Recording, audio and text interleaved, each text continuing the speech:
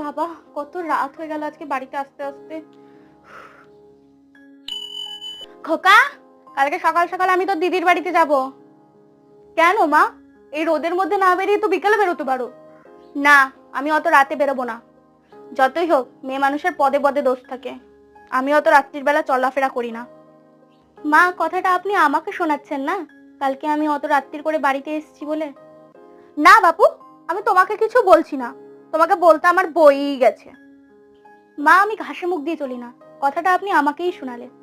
তাহলে আপনাকে বলে রাখি, কালকে মেয়েকে যখন বিকেলের ট্রেনে ওর মামা বাড়িতে দিয়ে আসলাম, আমার বাড়িতে আসতে আসতে রাত্রি হয়ে গেছিল।